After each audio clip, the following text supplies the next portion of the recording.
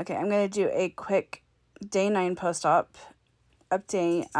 As you saw earlier, I got transferred into the cast boot from the splint. I literally wore that out of the appointment and actually made it easier going down the stairs because I didn't feel like I was going to hurt my foot if I slipped. Those stairs are not fun to come down.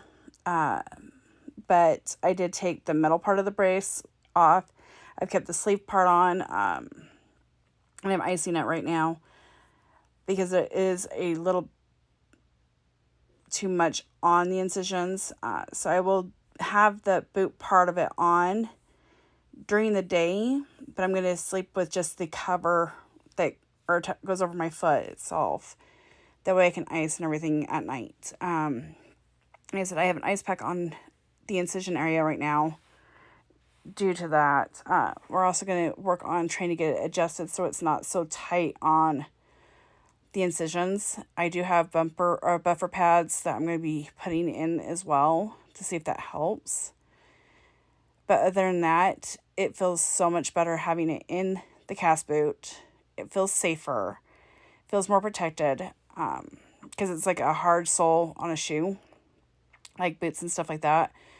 So that should help with the recovery process a little bit better.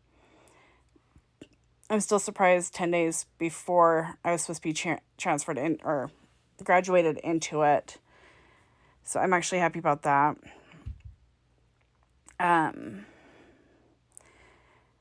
It has been crazy day. Found out that my youngest son, G, has pink eye. I had texted their dad saying we're going to have to do video tomorrow because I was getting the cast boot today and just still dealing with a lot of spasms and stuff from the splint slipping so much. And he's like, well, it's kind of surprising that you texted right when I was getting ready to text you and let you know that, G has pink eye.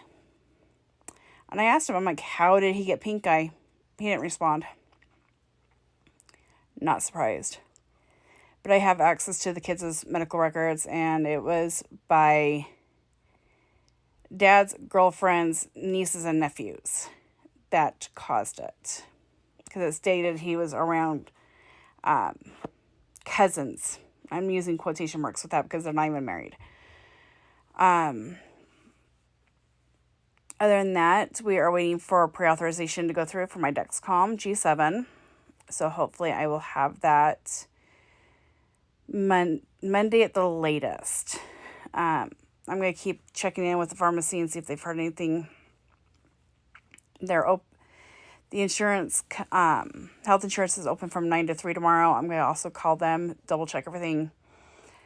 Found out that one of the preferred doctors we would prefer to see at our primary care's office, emailed me back saying, yes, we're going to get this situated so you have it. Because they saw the glucose numbers from like the last couple of weeks and they're not happy with how high my blood sugars have been. And I'm doing everything I can to make them where they need to be. His biggest concern is when I'm hitting 150s, 160s, 170s, even up into the 200s. And I'm eating very low carbohydrate, high protein, and I'm still having those numbers. I'm not drinking full sodas. I'm not having candy, things like that. And that's where our concern is. So they are working on getting me on the Dexcom. We're going to just start treating this as what it is. Because if I wasn't on the one medication, I would be diagnosed as a full-blown diabetic. So it's going to be an entertaining few days. I got to do one more blood sugar check before I go to sleep tonight. Blood sugars have been decent today. I did have a low hit, but that was after I got home from getting the cast boot, so I was moving quite a bit. So it should be interesting to see how I do tomorrow. Again, I'm going to be calling and checking with both the pharmacy and insurance and seeing how that pre-authorization goes. So I'm going to hop off, do my blood sugar check before I go to sleep. And we will talk to you guys tomorrow.